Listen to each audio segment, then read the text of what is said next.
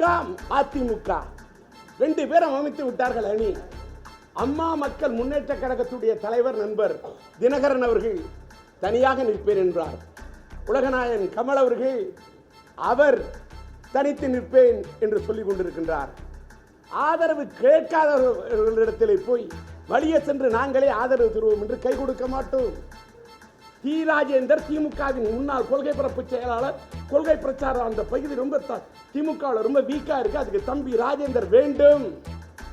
சக்கரவர்த்தியாக தமிழகத்தின் முதல்வராக உட்கார வேண்டும் என்று சொன்னவரை வீட்டிலே சக்கர நாற்காலியிலே உட்கார வைத்ததற்கு காரணமாக இருந்தவர்கள் யார்?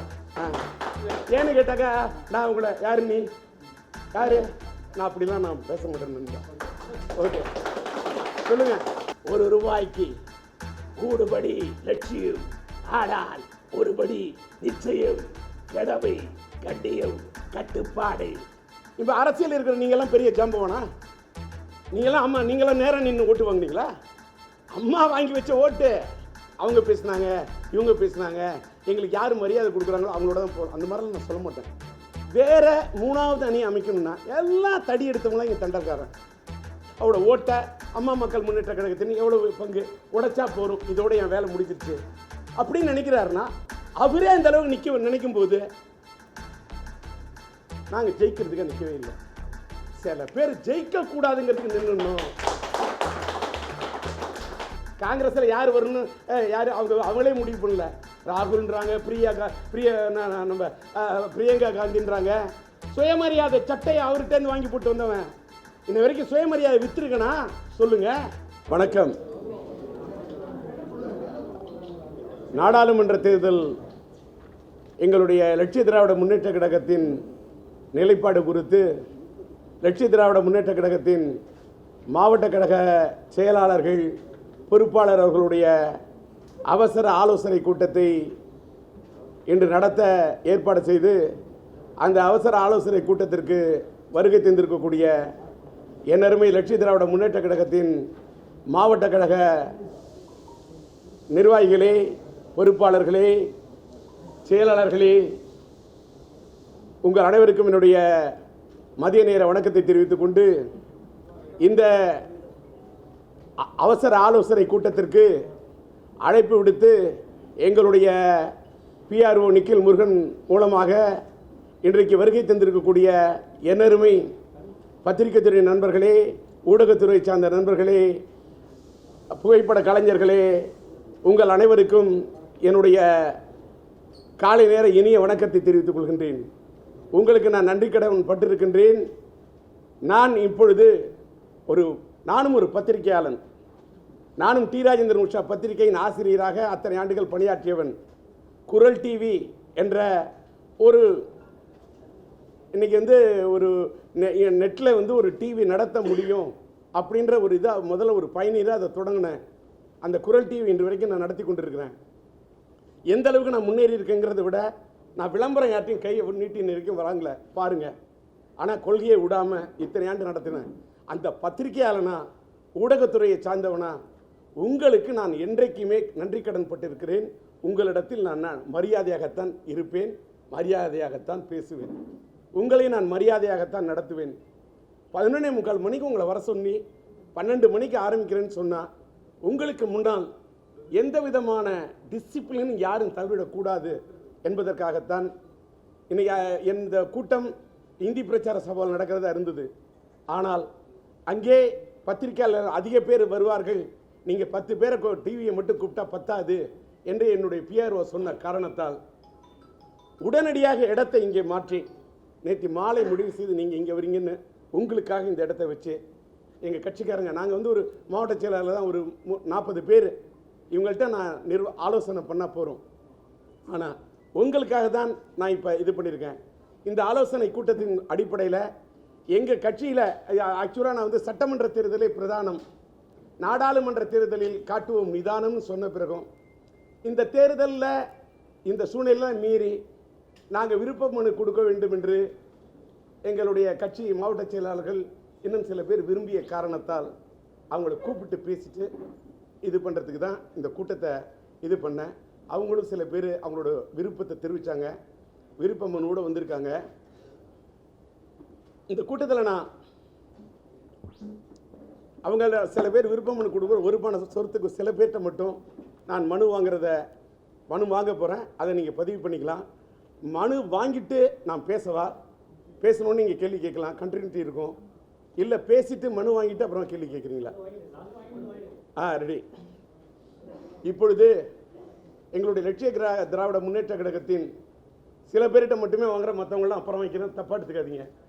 டிவியில் எல்லாரோட இதையும் போட மாட்டாங்க, அவ்வளோ நேரம் டைம் எடுப்பாதுன்ற காரணத்துக்கு யாரும் இன்னும் தவறாக எடுத்துக்காதீங்க. முக்கியமானவர்களை மட்டும் கொஞ்சம் பேர் வாங்கிக்கிறேன்.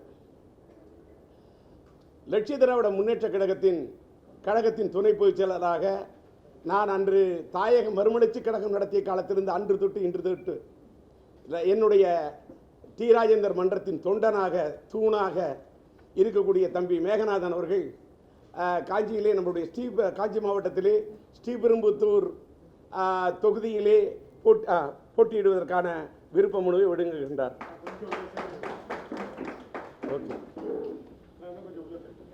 ஓகே ஓகே, நன்றி. முரளி, இந்த தலைமை வாங்கிக்கிங்க. அடுத்தது லட்சிய திராவிட முன்னேற்ற கழகத்தின் தலைமை கழக செயலாளர் திரு துரை அவர்கள் ராமநாதபுரம் தொகுதிக்கும் சிவகங்கை தொகுதியிலும் போட்டியிட விரும்புவதற்கான விருப்ப மனுவை தருகின்றார். கழகத்தின் மாநில சிறுபான்மை பிரிவு செயலாளரும் கோவை மண்டலத்துடைய அந்த கொங்கு மண்டலத்துடைய பொறுப்பாளராக இருக்கக்கூடிய கோவை சார்லஸ் அவர்கள் கோவை நாடாளுமன்ற தொகுதியில் போட்டியிடுவதற்கான விருப்ப மனுவை தருகின்றார். மற்றும் இன்ற தலைநகரத்தின் அடையாளமாக தலை தூக்கி நிற்கக்கூடிய வடசென்னை மாவட்ட கழகத்தின் செயலாளர் KG சுரேஷ் அவர்கள் வடசென்னை மாவட்டத்திலே போட்டியிடுவதற்கான விருப்ப மனுவை தருகின்றார். ஓகே. அதே போல பெரம்பூர் சட்டமன்ற தொகுதியிலும் 18 சட்டமன்ற தொகுதி நடக்கின்றது. அதில் பெரம்பூர் சட்டமன்ற தொகுதிக்கு ஒரு வேட்பாளர் போட்டியிட விரும்புகிறார் என்பதற்கான வேட்பு மனுவும் இங்கே வழங்கப்பட்டிருக்கிறது. ஈரோடு மாவட்ட கழகத்துடைய செயலாளர் பொறுப்பாளர் தம்பி கௌரி சங்கர் ஈரோடில் போட்டியிடுவதற்கான விருப்ப மனுவை கொடுக்கின்றார். பெரம்பலூர் மாவட்டத்துக்கும் சிதம்பரத்தும் நாடாளுமன்றத்தின் தொகுதியாக போட்டியிடுவதற்கான விருப்பத்தை தெரிவித்து அங்கே நம்முடைய அரியலூர் வினோத் அவர்கள் இந்த விருப்ப மனுவை தருகின்றார். திருச்சி நாடாளுமன்ற தொகுதியின் சார்பிலே போட்டியிடுவதற்காக நம்முடைய திருச்சி மாவட்ட கழகத்தின் பொறுப்பாளர் நம்முடைய நண்பர் மரியா கருப்பையா இப்பொழுது இந்த விருப்ப மனுவை தருகின்றார்.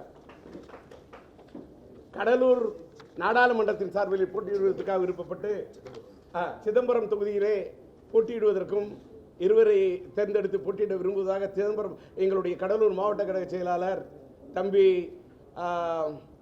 ஆனந்த் அவர்கள் இந்த விருப்ப மனுவை தருகின்றார். தஞ்சை மாவட்ட நாடாளுமன்ற தொகுதியின் சார்பில் போட்டியிடுவதற்காக நம்முடைய தஞ்சாவூர் ஜெயராஜ் அவர்கள் இந்த விருப்ப மனுவை தருகின்றார்.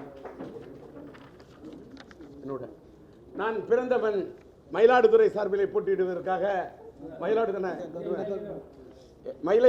மயிலாடுதுறை நாடாளுமன்றத்தில் போட்டியிட நண்பர் செங்குட்டுவன் தந்த விருப்ப மனுவை தருகின்றார்.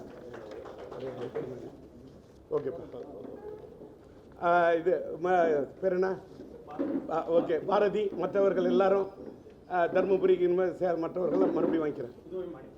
புதுவை மாநிலத்தில் வந்திருக்கக்கூடிய பாரதிக்கு நன்றி. ஓகே ஓகே, உட்காந்து.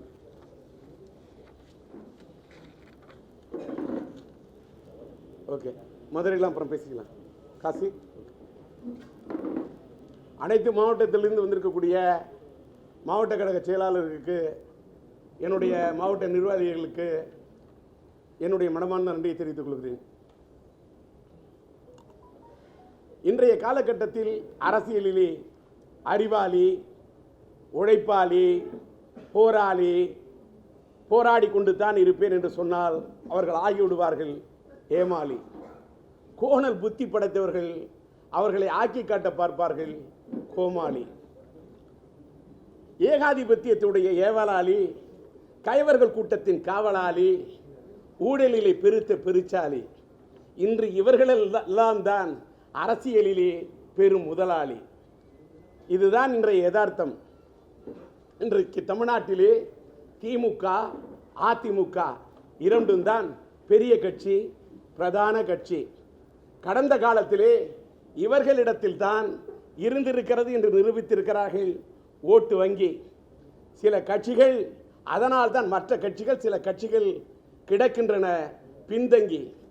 அதனால் தான் பலரும் கிடக்கின்றார்கள் இவர்களிடத்திலே தொங்கி. இந்த ரெண்டு கட்சிகளிடம் தான் இருக்கிறது ஓட்டு வங்கி. இதை, இந்த ஓட்டு வங்கியை உடைக்க முடியுமா என்று சிலர் சிந்திக்கிறார்கள். உடைக்க நினைப்பவர்கள் எல்லாம் உடைந்து கிடக்கிறார்கள். ஒருங்கிணைக்க முடியாமல் பிரிந்து கிடக்கிறார்கள். ஒருமித்த கருத்து கொண்டவர்கள் கூட சரிந்து கிடக்கிறார்கள். திமுக, அதிமுக ரெண்டு பேரும் அமைத்து விட்டார்கள் அணி. இருவருக்கும் மாற்றாக மாற்று அணி அமைப்போம் என்று மார்த்தட்டி சொல்வதற்கு தமிழ்நாட்டில் யார் யார் என்ற நிலை, இந்த நிலை இருந்தும் கூட இன்றைக்கு அம்மா மக்கள் முன்னேற்ற கழகத்துடைய தலைவர் நண்பர் தினகரன் அவர்கள் தனியாக நிற்பேன் என்றார். தனியாக அத்தனை தொகுதியில் நிற்பேன் என்கிறார். அவர் இதுவரை எந்த கூட்டணியும் அமைக்கவில்லை.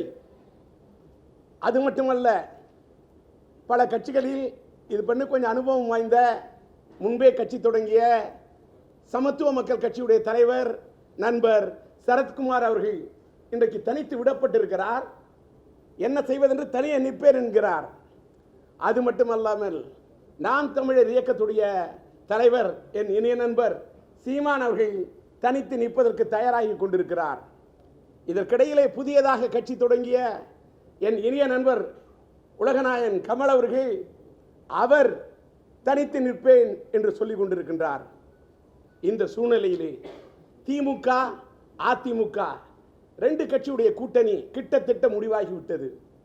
இதிலே என்னை பொறுத்தவரை லட்சிய திமுக எங்களுக்கென்று அமையவில்லை அணி. என் கொள்கையோ தனி, என் வழியோ தனி, ஆற அமர சிந்தித்துத்தான் முடிவெடுக்க வேண்டும் இனி என்ற இந்த நிலையில் நாங்கள் இருக்கின்றோம். ஆனால் எங்களை பொறுத்தவரையில் மரியாதார் வாசல் மிதிக்க மாட்டோம். மரியாதை கொடுக்காதவர்களை மனதளவிலும் நினைக்க மாட்டோம். ஆதரவு கேட்காதவர்களிடத்திலே போய் வழியே சென்று நாங்களே ஆதரவு தருவோம் என்று கை கொடுக்க மாட்டோம். பொதுநலத்தை கருதாமல் சிலர் சுயநலத்தோடு தான் இருப்பேன் என்று சொல்லும்போது அவர்களிடத்தில் நானும் சுயமரியாதையோடு தான் இருப்பேன். என் சுயபலம் என்ன என்பது எனக்கு தெரியும். நான் நானாக இருப்பேன்.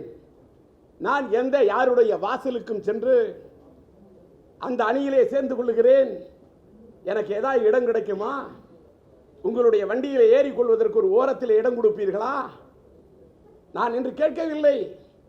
அதையும் மீறி எனக்கு சில ஒரு பெரிய கட்சியிலே சீட்டு தருகிறேன் லட்சிய திமுக, அதற்கே நன்றி. லட்சிய திமுகவுக்கு ஒரு நாடாளுமன்ற தொகுதிக்கு சீட்டு தருகிறோம்.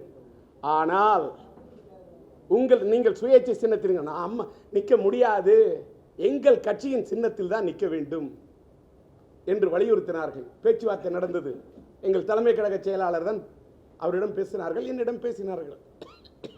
நான் சொல்லிவிட்டேன், கொள்கையெல்லாம் ஒத்துக்கிட்டு உங்கள்ட்ட கூட்டு வந்து நிற்கிறதே நான் பெருசு, இதில் உங்கள் கட்சி சின்னத்தில் நிற்க வேணாம்.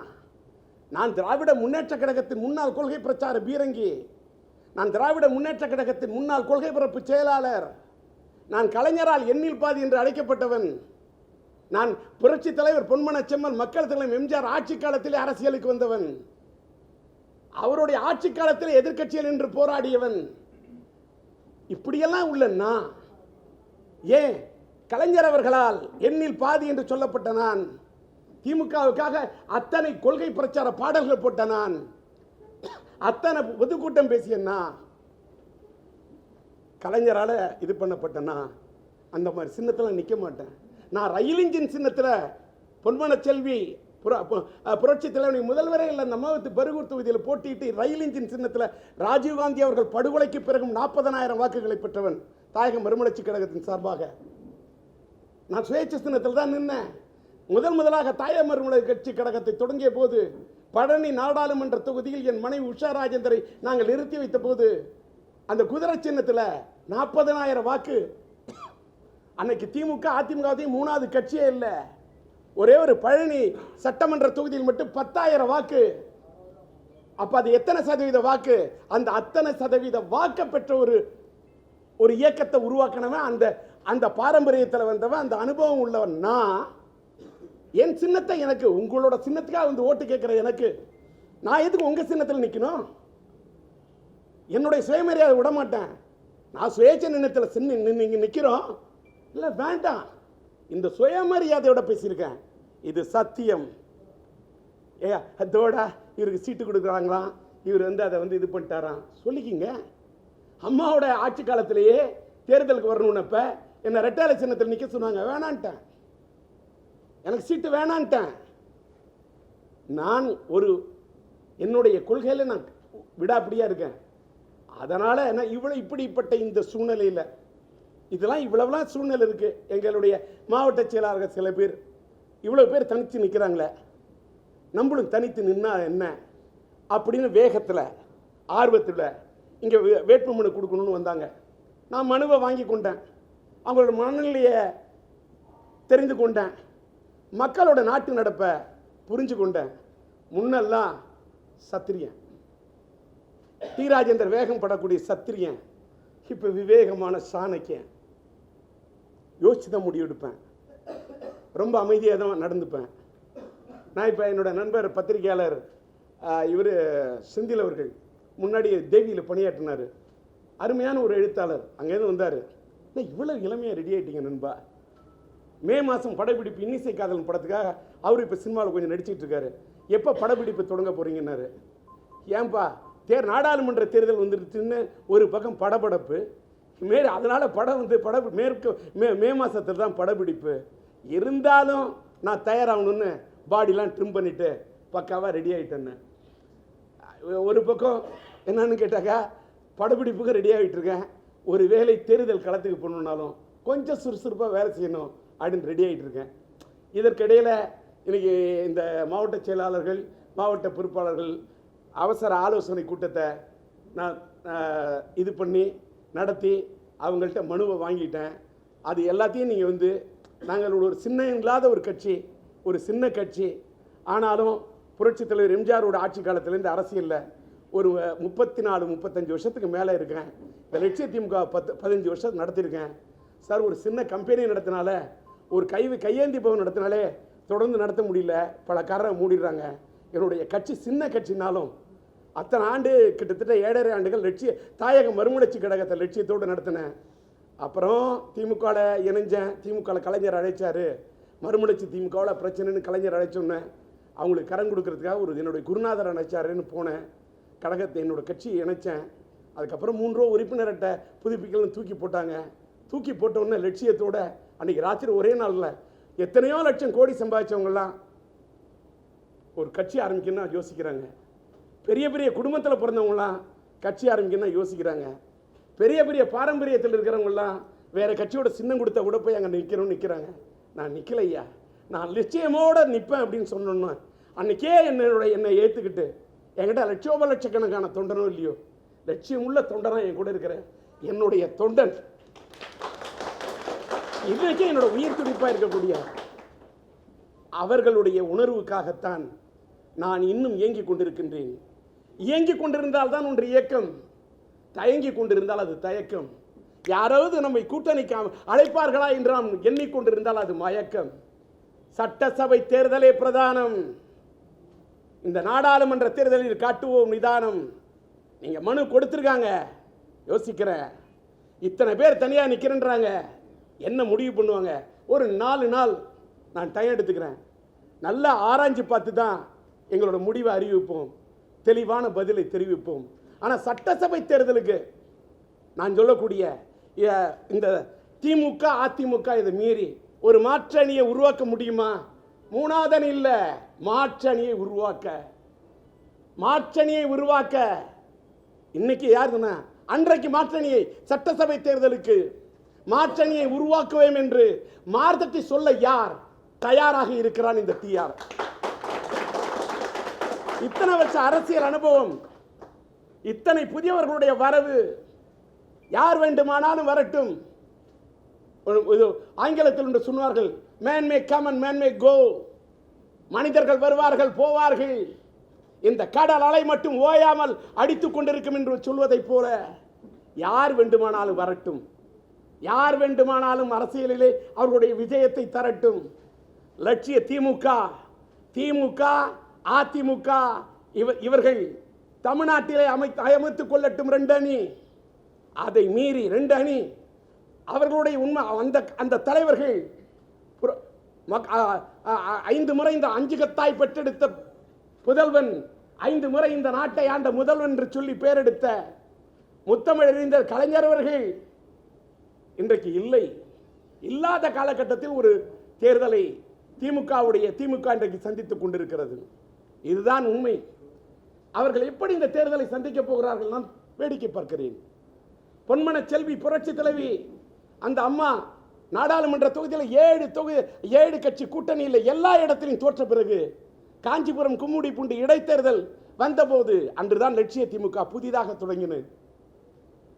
நமது என்ஜார் பத்திரிகையிலே அழைப்பு கொடுத்து லட்சிய திமுகவை வர வேண்டும் என்று அந்த காஞ்சிபுரம் கும்மிடி தேர்தலிலே இடைத்தேர்தலில் ஏற்றி என்னை பேச வைத்து அதிமுகவின் வெற்றியிலே நானும் ஒரு காரணம், என்னுடைய தேர்தல் பிரச்சாரமும் ஒரு காரணம் என்று என்னை மதித்த அந்த அம்மா எங்கே? கடந்த தேர்தலின் போது கூட டி ராஜேந்தர் திமுகவின் முன்னாள் கொள்கை பரப்பு செயலாளர், கொள்கை பிரச்சாரம் அந்த பகுதி ரொம்ப திமுகவில் ரொம்ப வீக்கா இருக்கு, அதுக்கு தம்பி ராஜேந்தர் வேண்டும், தம்பி ராஜேந்தர் திமுகவுக்கே வர வேண்டும் என்று கைப்பட அறிக்கை கொடுத்து என்னை அழைத்த அன்னை கூட நான் மட்டும்தான் வருவேன், என் லட்சிய திமுக தொண்டர்கள் வர மாட்டாங்க, கட்சியை கலைக்க மாட்டேன்னு சொன்ன சுயமரியாதை உள்ளவன் கலைஞர் கூப்பிட்டாரு, அழைச்சி எனக்கு ஒரு பெரிய பதவி தரன்னு திமுகவில் கூப்பிட்டாரு. வேண்டான்னு சொல்லி தடுத்தது யாரு? சிந்திக்க வேண்டும். கலைஞர் அன்றைக்கு கடந்த நாடாளுமன்ற தேர்தலின் போதும் சட்டமன்ற தேர்தலின் போதும் அவர் வர வேண்டும், சட்டசபை தேர்தலில் கலைஞர் ஆட்சிக்கு வரட்டும் என்று மக்கள் நல கூட்டணி அமைத்தார்களே. என் இனிய நண்பர் தேமுதிகவுடைய தலைவர் கேப்டன் அவர்களுடைய தலைமையிலே நண்பர் வைகோ அவர்கள், இடது கம்யூனிஸ்ட் வலது கம்யூனிஸ்ட் நண்பர் விடுதலை சிறுத்தைகள் நம்முடைய திருமாவளவன் மற்றும் ஜி.கே. வாசன் இவர்களெல்லாம் மக்கள் நல கூட்டணி அமைத்து அதில் எனக்கும் அழைப்பு கொடுத்தார்கள், போகவில்லை. ஏன்? கிடைப்பது கிடைத்திருக்கும், போகவில்லையே. ஏன்? கலைஞர் சக்கரவர்த்தியாக தமிழகத்தின் முதல்வராக உட்கார வேண்டும் என்று சொன்னவரை வீட்டிலே சக்கர நாற்காலியிலே உட்கார வைத்ததற்கு காரணமாக இருந்தவர்கள் யார்? சிந்திக்க வேண்டாமா? கலைஞர் முதல்வராக ஆக வேண்டும் என்ற அடிப்படையிலே அன்றைக்கு லட்சிய திமுக சார்பிலே நான் எந்த களத்திலும் இறங்காமல் ஒதுங்கி இருந்தேனே, அதற்கு நான் கண்ட பலன் என்ன? அந்த உணர்வுக்கு கிடைத்த மரியாதை என்ன? எல்லாத்தையும் அரசியலில் பார்த்துட்டேன், எல்லாத்தையும் பார்த்துட்டேன். என்னதான் அடிப்படை தான் அரசியல் அடிப்படை தெரியும். அந்த அடிப்படையை கற்றுக்கிட்டதுனால மனுக்கள் கொடுத்திருந்தால் கூட இன்னைக்கு வாங்கிக்கிட்டேன். நான் யோசிச்சு தான் சீக்கிரமே விரைவில் என்னோட முடிவை அறிவிப்பேன். இல்லை, ஒரே ஒரு நிமிஷம். என் அருமை பத்திரிகையாளர்களுக்கு கொஞ்சம் வெளி பத்திரிகை இதில் வந்து இது பண்ணுற மாதிரி நான் உங்களுக்கு ரொம்ப மரியாதை கொடுக்க விரும்புகிறேன். கொஞ்சம் எழுச்சி நின்று பேசுங்க. யார்? மீனாட்சி சுந்தரன் தினமலர்னு நினைக்கிறேன். கரெக்டாக நின்று கொஞ்சம் நல்லா பிரைட்டாக பேசணும். ஏன்னு கேட்டாக்கா நான் உங்களை யாரு, நீ யாரு? நான் அப்படிலாம் நான் பேச மாட்டேன் நண்பா. ஓகே, சொல்லுங்க.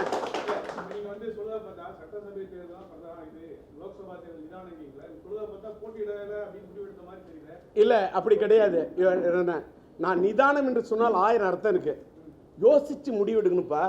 இன்னைக்கு 2 பிரதான கட்சி நிக்குது, யாருமே கூட்டணி அமைச்சுக்காம. சார், ஆயுதம் தயார் செய்து கொள்ள வேண்டும், ஆயுதம் அது இல்லாமல் போருக்கு ஆகக்கூடாது ஆயத்தம். இது என்னோட கருத்து. ஒரு அதாவது ஓப்பனா பச்சையா பேசுவோம். நீங்க இவ்வளவு தூரம் கேள்விக்கணும். திமுக அணி அமைக்குது, அதிமுக அணி அமைக்குது. அம்மா மக்கள் முன்னேற்ற கழகத்துடைய தினகரன் அவர்கள்ட்ட எவ்வளவோ பணம் இருக்கு. ஏன் சார் 3வது அணி அமைக்கல? எனக்கு கொஸ்டின் இருக்கு, எனக்கு கேள்விக்குறி. நான் யோசிப்பேன். நான் இன்னைக்கு அரசியலுக்கு வந்தவன் இல்லை. நான் 35 ஆண்டு காலமாக நான் வந்து 1956 பிறந்து 1967 எலெக்ஷன் பேரறிஞர் அண்ணா அவர்கள் அந்த கூட்டணி அமைத்தாரே, மூதறிஞர் ராஜாஜி அவர்களோடு நம்முடைய காயிதே மில்லத் அவர்களோடு எல்லாம் சேர்ந்து கொண்டு அன்றைக்கு கூட்டணி அமைத்தாரே, அந்த காலத்திலே 3 படி ஆனா ₹1 3 படி லட்சியம், ஆனால் 1 படி நிச்சயம், கடமை, கண்ணியம், கட்டுப்பாடு. பேரறிஞர் அண்ணாவுடைய அடுக்குமொழியை பார்த்து அன்னைக்கு திமுகவின் அடிப்படை பேரறிஞர் அண்ணா உருவாக்காட்டா அன்றைக்கு நான் மறைந்து விட்ட நாவலர் நெடுஞ்செழியன் வந்திருக்க முடியுமா? இன்றைக்கு இருக்கக்கூடிய நம்முடைய திமுகவின் பொதுச் செயலாளர் மதிப்புக்குரிய பேராசிரியர் அன்பழகன் வந்திருக்க முடியுமா? திராவிட முன்னேற்ற கழகத்தின் தலைவராக 50 ஆண்டுகள் தாக்கு பிடித்தார் என்று சொல்லக்கூடிய கலைஞர் வந்திருக்க முடியுமா? அடுக்குனா திமுக வந்த அத்தனை தலைவர்கள் பெரும். மாநில சுயாட்சி என்றால் என்ன, மத்தியிலே கூட்டாட்சி.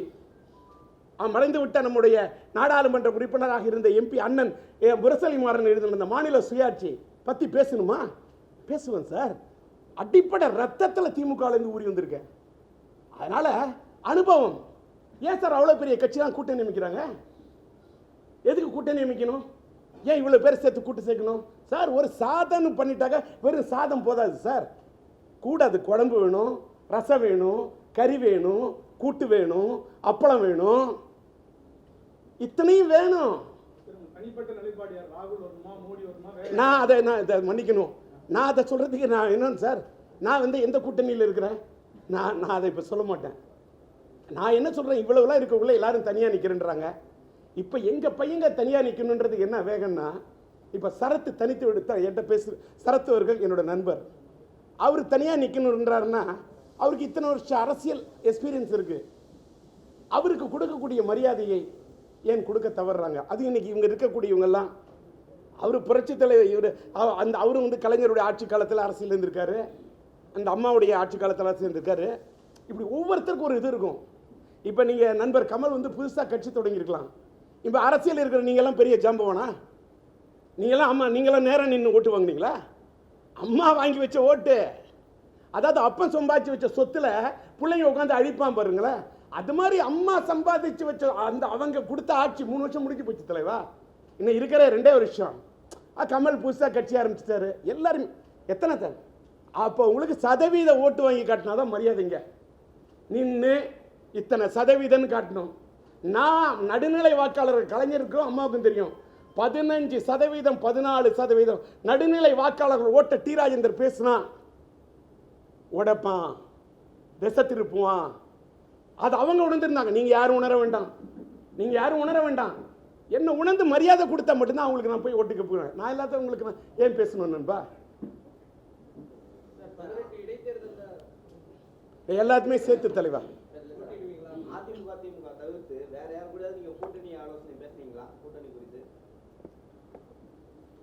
நான் சொல்லிட்டேன். அதிமுக சார்பாகவும் தான் என்கிட்ட கொஞ்சம் பேசினாங்க. அது இன்னொன்று சொல்கிறேன், ஒன்று சொல்கிறேன் சார், தப்பாக எடுத்துக்காதீங்க. ஒரு சந்தையில் மாடு விற்க போனால் கூட ஒரு துணியை போட்டுக்கிட்டு கையை உள்ளே விட்டுக்கிட்டு தான் எவ்வளோ ரூபான்னு பேசுகிறாங்க. ஒரு பெரிய கட்சியோட கூட்டணி அமைக்கிறது, ஒரு நண்பரை பற்றி, ஒரு கட்சியை பற்றி, ஒரு முக்கிய மாலை பத்திரிகையில் 300 கோடிக்கு பேரம் முடிந்ததுன்னு போடுறாங்க. என்ன சார் இன்னைக்கு ஜேர்னலிசம்? என்ன சார்? இன்னொன்று, நாங்கள் இத்தனை கோடிக்கெல்லாம் பேரம் பேசலன்னு இவங்களும் சொல்ல மாட்டேங்கிறாங்க, கொடுக்குறேன்னு சொல்ல மாட்டேங்கிறாங்க. எந்த தைரியத்தில் இவங்க போடுறாங்கன்னா இவங்க மறுத்து பேச முடியாங்கிற தைரியமா எனக்கு தெரியல. இப்போ நீங்கள் யாரோட கூட்டணி பேசணும்னு சொல்கிறது அது ஒரு தர்மம் சார். அது கிட்டத்தட்ட ஒரு ரகசியம். துணிக்குள்ளே போட்டு தான் ஒரு மாடில் சந்தை வாங்கணும், மாடை விற்கணுன்னாலே சந்தையில் விட்டு பேசுகிறாங்க. எங்களோட பேசுனது அவங்க பேசுனாங்க, இவங்க பேசுனாங்க, எங்களுக்கு யார் மரியாதை கொடுக்குறாங்களோ அவங்களோட தான் போகணும். அந்த மாதிரிலாம் நான் சொல்ல மாட்டேன். பேசுனாங்க, அவங்க பேசுன நான் சொன்னேன். சில உடன்பாடு ஏற்படல. அவங்க கட்சி சின்னத்தில் நிற்க சொன்னாங்க, நான் நிற்க விரும்பலை. மறுபடியும் வேறு என்ன பதவி தரேன் அப்படின்னு சொல்லுவாங்க. அந்த பதவி கொடுத்தாங்கன்னா நான் போய் ஓப்பனாக ஏது பச்சையா ராஜ்யசபா பதவி கொடுத்தா போய் ராஜ்யசபா பதவி தர்றதுக்கு முயற்சி பண்ணுறேன்றாங்க. போய் கூட்டணிக்காக ஓட்டு கேட்க போகணும். இதுதான் சூழ்நிலை. ஆனால் வேற 3வது அணி அமைக்கணும்னா எல்லாம் தடி எடுத்தவங்களாம் இங்கே தண்டல்காரன். தடி எடுத்தவங்க அத்தனை பேரும் தண்டல்காரன். அதனால தான் அவங்க ஆட்டி படைக்கக்கூடிய வேட்டைக்காரன். 2 கட்சியும் ஆட்டி படைக்கக்கூடிய வேட்டைக்காரன். ஏன்னா இங்கே எல்லாருமே தடி எடுத்தவங்களாம் தண்டல்காரன். எல்லாம் நான் தான் பெரிய ஆள். நான் பெரிய ஆள்னு கருதவே இல்லை சார். நான் பெரிய ஆள்னு கருதவே இல்லை.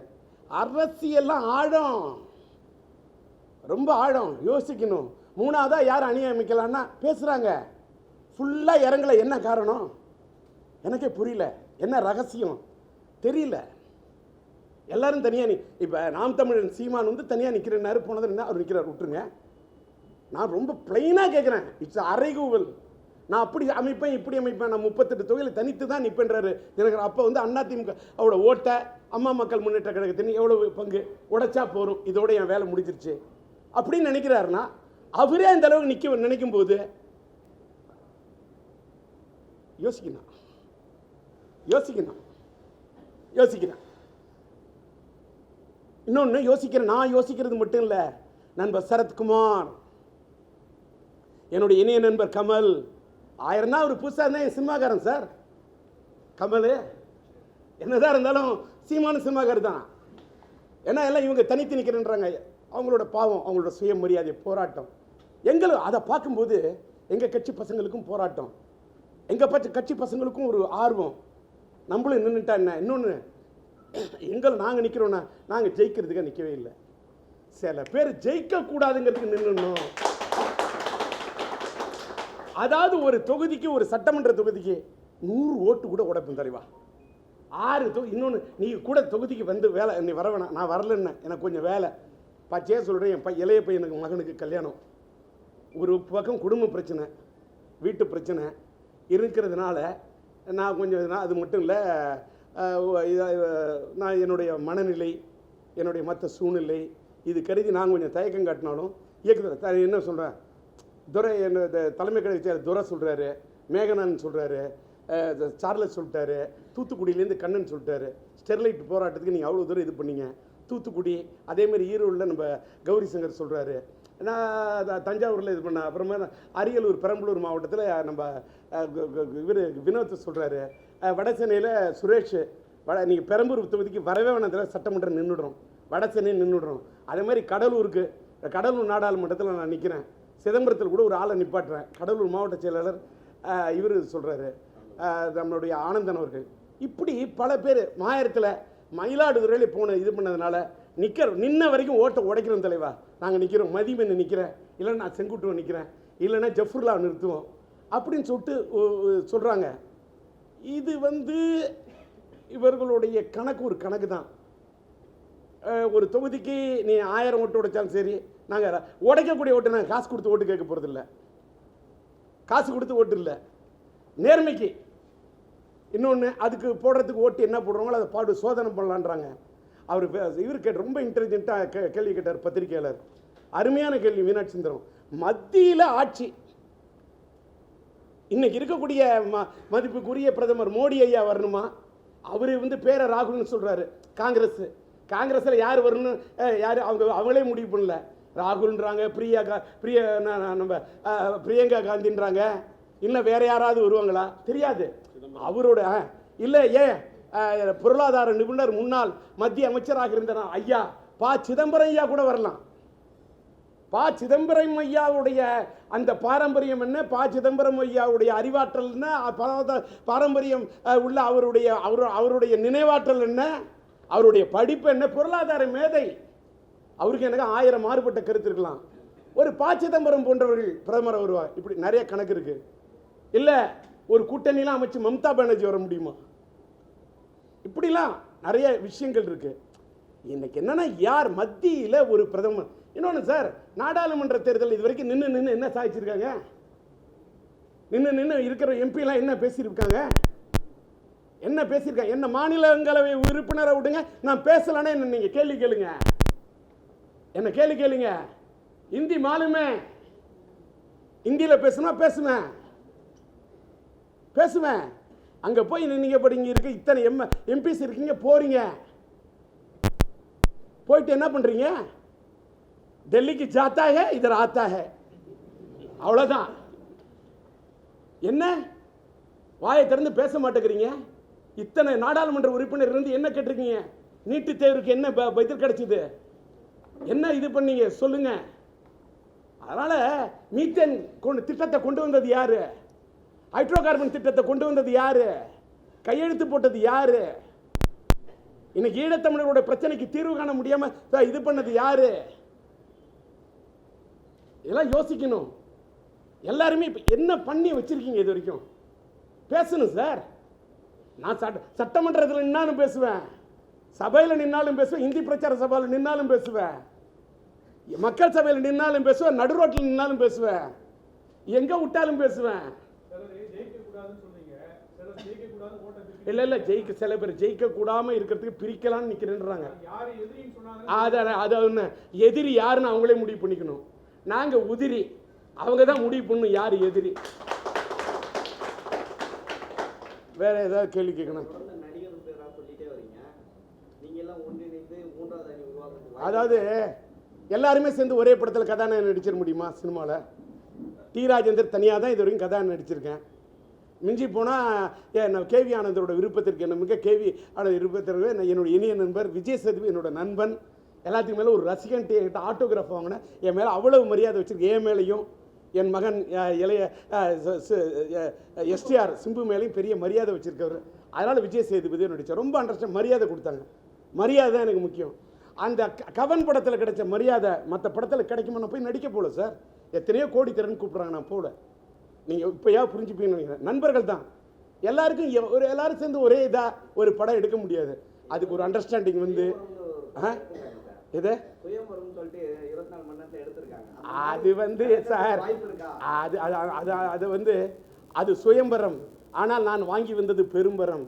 நான் பெற்று வந்தது மாயவரம். நான் பிறந்தது மாயவரம். எந்த சூழ்நிலையில் நான் இழக்க மாட்டேன் திறம்.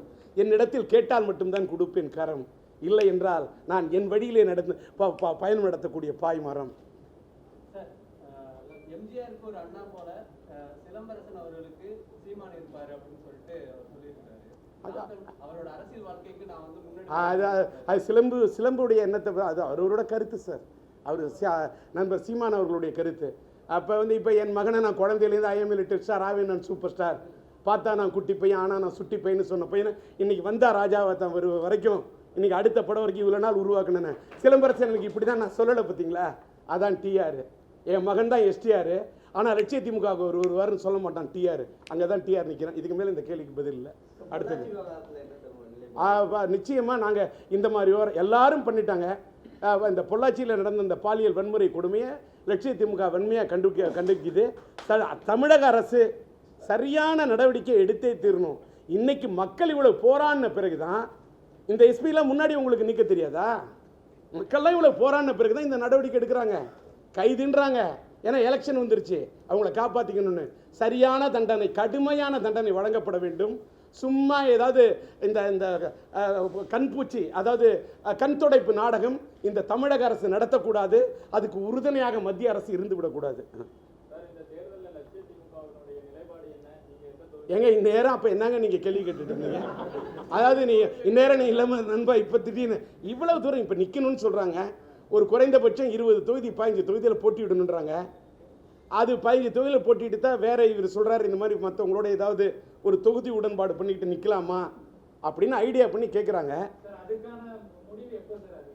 இப்போ நான் சார் இல்லை அது சார் என்னைக்கு சார் வேட்புமனு தாக்கல் முடியுது? என்னைக்கு சார் முடியுது நீங்கள் சொல்லுங்கள் சார். நான் ஏதாவது I don't want to create sir அவங்களாம் பெரிய கட்சி சார். ஒரே ஒன்று சார் சொல்கிறேன் சார். ஒரு பணக்காரன் வீட்டு கல்யாணத்தை தடபுடலாக தாம் தூம்னு ரொம்ப சுலபமாக நடத்தலாம் சார். ஏழை வீட்டு கல்யாணத்தை கஷ்டப்பட்டு தான் சார் நடத்தணும். நாங்களாம் ஒரு சின்ன கட்சி சார், சின்ன இல்லாத கட்சி சார். ஏதோ ஒரு வாய்ப்பு இருந்தால் ட்ரை பண்ணுறோம். இல்லைன்னா என்ன சார் எங்களை என்ன ஐயோ லட்சிய திராவிட முன்னேற்ற கழகம் தேர்தலில் நின்னே தீர்வோம், நாங்கள் தனித்து நிற்போம். நான் அறைகோல் விடுக்கலையே. நாங்கள் நின்றால், நாங்கள் நின்று விட்டால் இந்த இயக்கம் நாங்கள் இல்லாமல் யாரும் ஜெயிக்க முடியாது. நாங்கள் நிற்போம். நான் சொல்லலையே. இல்லை இன்னைக்கு இப்படி பேசினவங்கலாம் என்ன ஆயிருக்காங்க? இப்படி பேசினவங்களாம் என்ன இருக்காங்க சொல்லுங்க. ஒரு வார்த்தை நீங்க சொல்லுங்க சார். நான் புரட்சி தலைவர் எம்ஜிஆர் காலத்தில் புரட்சி தலைவர் எம்ஜிஆர் காலத்தில் ஈரோட்டு தந்தை பெரியார் இடத்துல பகுத்தறிவு பகலவன், பகுத்தறிவு பாசறை அவர்கிட்ட சுயமரியாதை சட்டையை அவர்கிட்ட வாங்கி போட்டு வந்தவன். இன்ன வரைக்கும் சுயமரியாதை வித்துருக்கனா சொல்லுங்க. பேரறிஞர் அண்ணாவிடர்களுடைய காலத்தில் திமுகவுக்கு வந்து அதுக்கு பிறகு கலைஞர் தலைவர் அவர்கிட்ட ட்ரைனிங் எடுத்த சிஷ்யன் இன்னைக்கு வந்து திமுகவுக்கு இன்னைக்கு வந்து ஸ்டாலின் அவர்கள் நண்பர் ஸ்டாலின் அவர்கள் திமுகவோட தலைவராயிட்டார். திமுகவுக்கு தான் கலைஞர் சொந்தம்னா நான் இன்னும் அந்த உரிமை கொண்டாடவே போகல. பேரறிஞர் அண்ணாவுக்கு புள்ள கிடையாது. என்னுடைய தலைவர் புரட்சி தலைவர் எம்ஜிஆரோட நான் ரசிக்கேன். அவருக்கு குழந்தை வாரிசு கிடையாது. புரட்சி தலைவர் அம்மா, அந்த அம்மாவை வந்து எனக்கு அதிமுக வந்துருன்னு கூப்பிட்ட அளவுக்கு என் மேலே மரியாதை கொடுத்தவருங்க. அவங்களுக்கெல்லாம் வாரிசு இல்லை, அதனால் அவங்க ஃபோட்டோ போட்டுக்கிட்டேன். நான் கலைஞர் ஃபோட்டோ, நான் வந்து ஒரு சுயமரியாதை உள்ளவன் சார். என் சுயமரியாதை விட்டுட்டு நீங்கள் வந்து சொல்லுங்கள், இத்தனை வருஷம் அரசியல் இருந்திருக்கிறேன், சுயமரியாதை விட்டு அங்கே போய் நின்ன இங்கே போய் நின்ன பதவிக்காக அது பண்ண சொல்லுங்கள் சார். நாட்டில் ஒரு கவுன்சிலர் பதவியை ராஜினாமா பண்ண மாட்டான் சார். ஆனால் ஈழத்தமிழர் பிரச்சனைக்காக என்னோட மாநில சிறுசேமிப்பு துணைத் தலைவர் பதவியை ஏன்னா அதுவும் வந்து ஒரு மந்திரி பதவிக்கு நிகரான ஒரு பதவியை ராஜினாமா பண்ணேன் சார். அதற்கு இந்த நாட்டில் நான் உங்களுக்கு மீடியா விட்டுருங்க, என்ன கிடைச்சது மரியாதை. ஆனால் இப்போ நான் வந்து ஒரு பதவி ராஜ்யசபா பதவி எதை வைக்கணும்னா இப்போ அந்த வேகம் என்கிட்ட இருக்குமா? இருக்காது சார். அந்த சத்திரியனா இப்போ நான் இருக்க மாட்டேன். நான் இனிமேல் சாணக்கியனாக தான் இருப்பேன். அந்த வேகம் என்கிட்ட இருக்காது. நீங்கள் இவ்வளோ கேள்வி கேட்குறீங்க, நான் சிரிச்சுக்கிட்டே போய் சொல்கிறேன், ஒரு பக்கம் சிந்திச்சுக்கிட்டே போய் சொல்கிறேன். என்ன ஏன்னு கேட்டால் நான் ஒரு இது பண்ணேன். நீங்கள் போய் ஒரு பத்திரிகையாளர் கூட்டத்தில் என்னோட பத்திரிகை துறை சார்ந்த உங்களை யாராவது ஒரு மாதிரியாக பேசினா கூட எனக்கு ஒரு மாதிரியாக இருக்குது. டீசெண்டாக நீங்கள் கூட கேள்வி கேட்க கற்றுங்க. நம்ம அவங்கள சீசன்டு பொலிட்டிஷியனாக இருக்குன்னு சொல்லும்போது நம்மளும் ஒரு சீசன்டு ஜேர்னலிஸ்டாக இருப்போம். சார் 2004 வந்து கட்சி தொடங்கியிருக்கீங்க, கிட்டத்தட்ட 15 வருஷம் ஆச்சு. கட்சியோட அடிப்படை வந்து பெருக்கிறதுக்கு நீங்கள் எந்த மாதிரி நடவடிக்கை எடுக்கிறீங்க? இப்போ வந்து நீங்கள் கேட்ட கேள்வி அருமையான கேள்வி. கட்சியோட அடிப்படையை பெருக்கிறதுக்கு முதல்ல நீங்கள் அருமையான கேள்வி கேட்டீங்க. அடிப்படையை பெருக்கணும்னா இப்போ எலெக்ஷனில் நிற்கிற நான் திமுகவில் வந்து தயாராகி வந்ததுனால, கொள்கை பிறப்பு செயலாளர் இருந்து வந்ததுனால, கொள்கை பிரச்சார பீரங்கியாக இருந்ததுனால, ஒரு கட்சி என்பது நூக்கன் கார்னர் வளரணும்னா அமைப்பு வேணும் சார். கிளைக்கழகங்களை உருவாக்கணும். கிளைக்கழகங்களை உருவாக்கி அதை ஃபீட் பண்ணி அதுக்கிட்டேருந்து அதை இது பண்ணுன்றது என்பது ஒரு இட்ஸ் எ ஃபீடிங். அது சின்ன கட்சியோ பெரிய கட்சியோ அதற்கான இது வந்து எனக்கு வந்து பச்சையாக சொல்கிறேன், பொருளாதார ரீதியாக நான் வந்து தாயக மறுமலர்ச்சி கழகம் நடத்தினப்ப நான் சினிமாவில் பெரிய சூப்பர் ஸ்டார் படங்களுக்கெல்லாம் நிகராக படங்கள் விட்டு வசூலை பெறக்கூடிய அளவுக்கு ஒரு நல்ல ஒரு பச்சையாக சொல்கிற பணபலத்தோட நல்ல வசதியாக இருந்தேன். அள்ளி விட்டேன் 7 வருஷம் கட்சி நடந்தேன், அடிப்படை வளர்த்தேன், அவ்வளோ கிளைக்கழகங்களை உருவாக்கினேன். இப்போ என்னால் லட்சிய திமுக அந்த அளவுக்கு முடியல. ஆனாலும் கட்சியை வளர்க்காமல் விடலை. எப்படி எந்த கட்சிக்காரன் ஃபோன் பண்ணாலும், நான் சின்ன கட்சினா கூட 2 மணிக்கு ஃபோன் பண்ணி, நான் தூத்துக்குடியிலேருந்து அண்ணே நான் கண்ணன் பேசுகிறேன் பேசுப்பா, நான் ஈரோட்லேருந்து கௌரி சங்கர் பேசுகிறேன் அண்ணே, ஈரோட்டில் நின்றுலாம்ண்ணே, திருப்பூரில் நின்றுலாம்ண்ணே, சார்லஸ் அண்ணன்ட்ட சொல்லி கோயம்புத்தூர்லண்ணா 2 மணிக்கு பேசினாலும், சில பேர் காலையில் 5 மணிக்கு பேசுவான், சில பேர் இன்னும் அந்த கட்சிக்காரனோட அந்த நெருக்கத்தை. பூந்தமல்லியிலேருந்து சுரேஷா, இல்லை ஓசூர்லேருந்து சுரேஷா, தமிழ்நாடு முழுவதும் ஒரு பேரை சொல்லி கூப்பிட்ற அளவுக்கு இன்றைக்கி லட்சிய திமுகவில் 1,00,000 தொண்டர்கள் தெரியும் சார், 1,00,000 நிர்வாகிகள் தெரியும் சார். இன்னும் சொல்லப்போனால் இந்த லட்சத்தை என்னால் அதிகமாக பெருக்க முடியும் சார். சூழ்நிலை சரியில்லை. ஆனால் சட்டமன்ற தேர்தல்னு 2 வருஷம் இருக்குது, இடையில சொல்ல முடியாது எப்போ வருதோ. சட்டமன்ற தேர்தலில் கிட்டத்தட்ட அதிகமான தொகுதியில் நீங்கள் சொன்ன திமுக அதிமுக 2க்கும் மாற்றாக ஒரு அணியை உருவாக்குறதுக்கு ஃபுல் முயற்சி பண்ணுவேன். இன்ஷா அல்லாஹ் கடவுள் அருளால், இன்ஷா அல்லாஹ் கடவுள் அருளால் பிரைஸ் அல்லாட் நான் ட்ரை பண்ண போகிறேன். அதற்கு நான் என்னை தயார் பண்ணிக்கிட்டேன்.